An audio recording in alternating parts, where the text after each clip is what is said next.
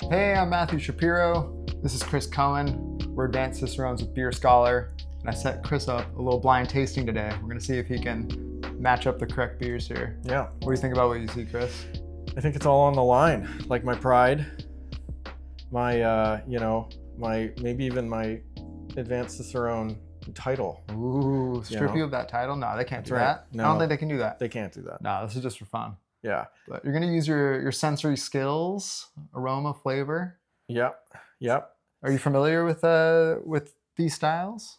I mean, yeah, of course I am. Yeah? I know all the styles. I know about all the styles. Are there any that you're kind of shaken up by to see in this lineup? Okay, so if you were doing like a blind tasting on like the Advanced Cicerone exam or something, one thing that is true is like you will never be able to tell which beer is which by just looking at them, right? So I feel like whenever we're doing like training or whatever, people are always like, "Oh, I'll be able to tell by looking at it." You cannot. I mean, yeah, we got 5 shades of brown here. Yeah, yeah, exactly. A bunch of brown beers, a bunch of styles that are known to be brown, and you might think something like, "Hey, the porter, those are usually really dark." Well, I don't know. These seem kind of darker than the rest, but that one maybe could be it. It's like But each of these styles has certain attributes that should kind of, if I know what I'm doing, maybe give them away. But also blind tasting is one of the hardest things you can do. This isn't the hardest version of blind tasting. Right, yeah. Because Matthew's not just giving me a beer and being like, tell me all about it. Yeah, he's got no clues. He's got a 1-5 shot here. This is like kind of an easier version in a way. So if I blow it, maybe I will actually lose my title. Okay. I think you're going to do better than you think, Chris. You got this, man. I took the Advanced Cicerone exam in 2016. I just want to say that. I'm friggin' old. And it is 2026 right now. Yeah, it's 10 years later. So I actually have not had beer since then. That's not true. Okay, let's do this. All right. Okay. Yeah, and tell us what you're thinking as you sip. I want to hear the strategy. Right. Where your head's at here. How do you suss this this out? Whole deal? Okay. So, you got to do a little swirl and a little sniff. Right. And then, you're looking for those things that'll give it away. So like in a scenario like this, I'm kind of looking for like headline characteristics, I'm not digging super deep for those very subtle characteristics. I'm looking for like I know there are certain things that I will associate with a wheat beer.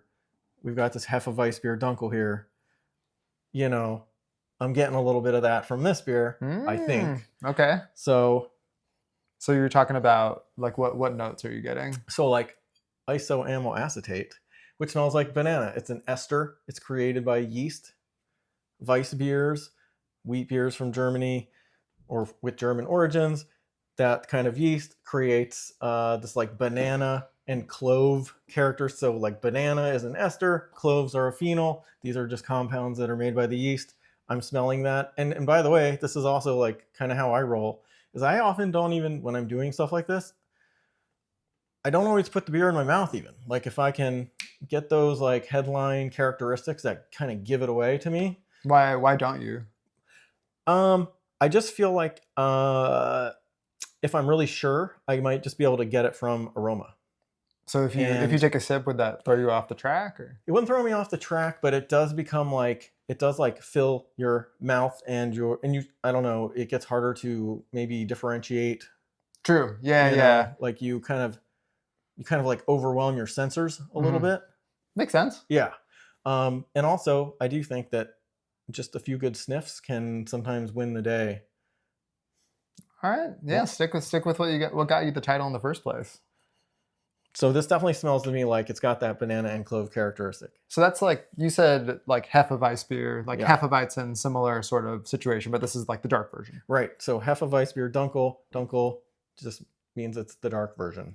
So like everyone's used to those cloudy Hefeweizens, Weissbiers, whatever you want to call them.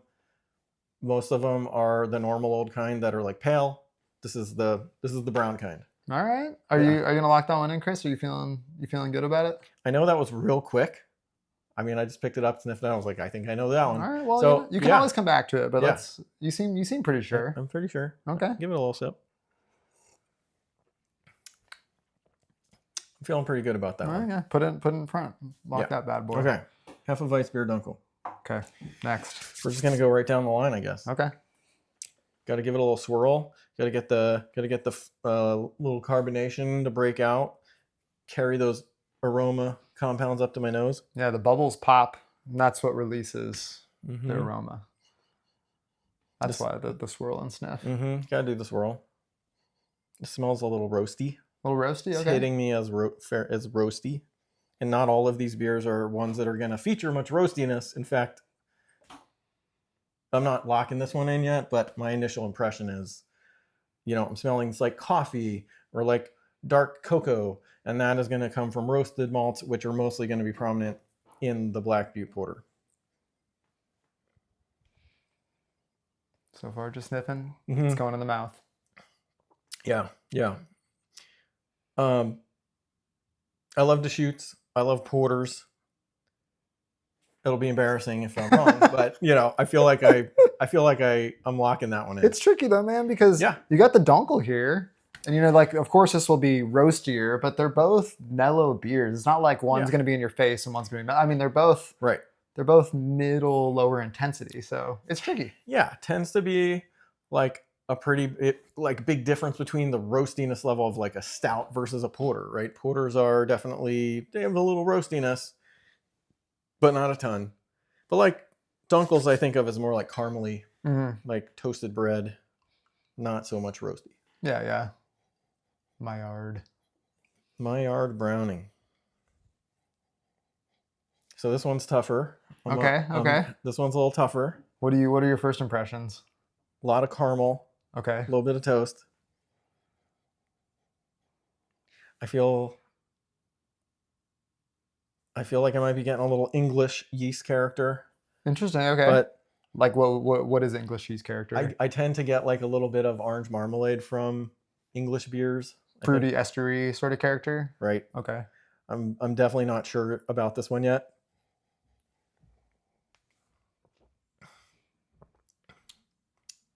I think that's English. I'm not going to lock it in yet. Okay, fair enough. In fact, I almost could lock it in, but I want to taste the others first. So with like a nut brown, it's like a Sam Smith beer. Sam Smith is very, very English. They do open fermentation in like, what do they call those squares? Yorkshire squares. Yorkshire square fermenters. No pressure on the yeast. No pressure on the yeast. They make like a lot of esters. More pressure you put on the yeast. This is kind of weird detail knowledge, but if there's a lot of like hydrostatic pressure on the yeast or pressure buildup from CO2 or whatever, they will just produce less fruity esters. That seems very English to me, and it has a lot of esters. These other ones that are left are both German lager styles, Korbinian being a Doppelbock and Warsteiner Dunkel being like kind of a brown lager. It's a good way to put it. Lagers generally don't feature much fruitiness. So I'm already like, if these are the beers I think are left and this one's fruity, it's probably the English. All right. Good theory. Yeah. Okay. Yeah. That's what I'm working with.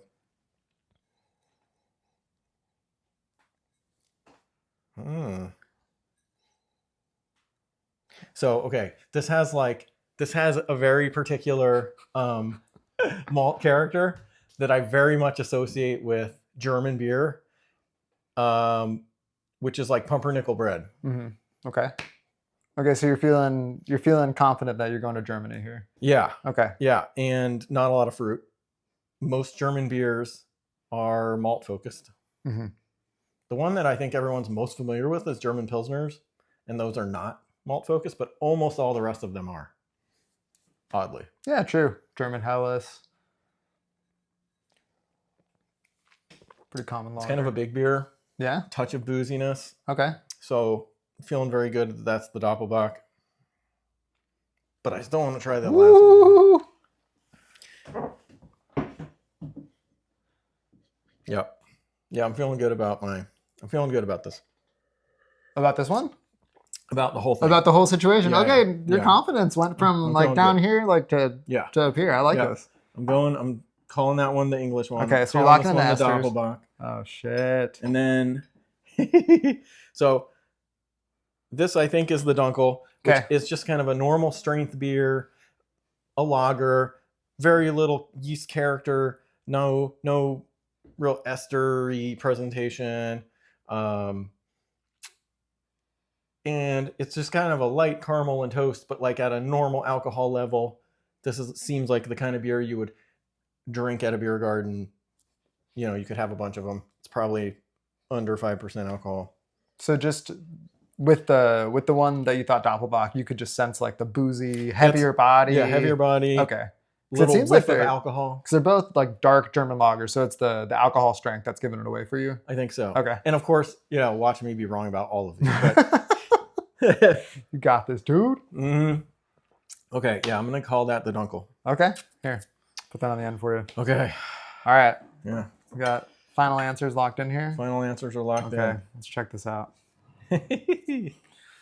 All right, let's go down the line here. I like our glassware choices here. Usually when we're doing like Cicerone stuff, we gotta like make sure all the glassware's like the perfect same exact stuff. But this is like fun, just winging it kind of thing. All right, are you trying to delay here, dude? Yeah, I'm concerned. I have anxiety. All right, first one.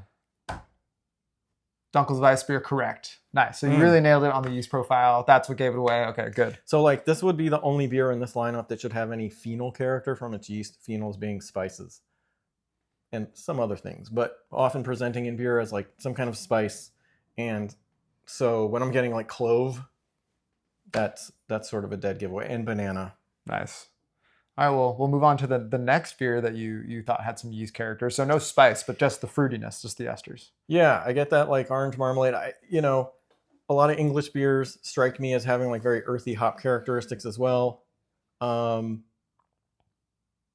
to think what else. I mean, when you have been doing this stuff that we do for a decade, more than a decade, whatever, there are certain things where you're just like, that's English, that's German, that's, you just get used to the profiles. And I feel like that immediately struck me as like English yeast. You got it, dude. You're right. Tight. Okay, so we got the yeasty ones out of the way. That's good stuff. Love nice. It. I love it. Good job. You're doing great. How you feeling? I'm feeling good. Feeling good? I think I might go 5 for 5.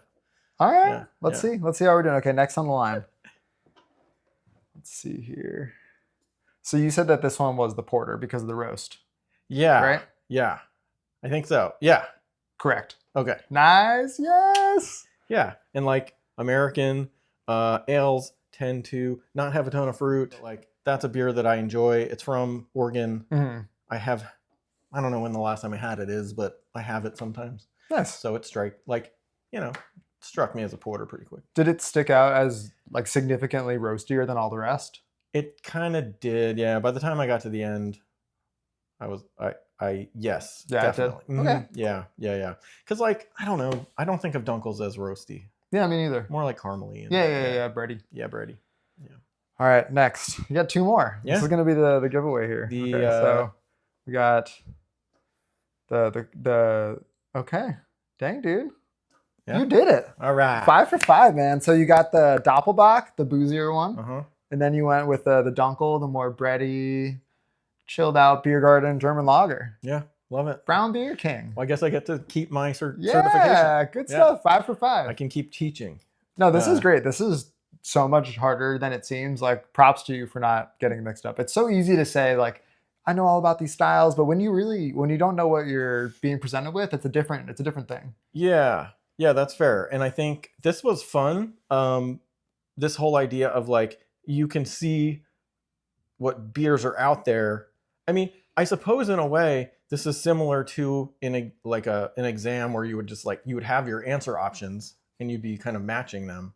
But I think this is a fun way to do it. I think it's really cool too. It really speaks to the different cultures of beer around the world and the different character of English beer, German beer, American beer. Yes. It's cool. Getting to know the character, I think, is so huge. I mean, you can study and learn about all the styles, but you really got to get to know the personalities. That is so true. And I think, when you are like learning, I mean, I don't know, maybe you're just have zero interest in doing the Cicerone stuff and you're just interested in what are the profiles of these beers and all that. And that's cool. But like, if you are studying for exam or trying to learn how to do this little trick or whatever, it's like actually getting to know these beer cultures lend like the flavors that you associate, the aromas that you associate with those cultures is kind of the whole game. Because like I knew that's the only English one on the table, so when I get English, I'm like, okay, that's got to be that one.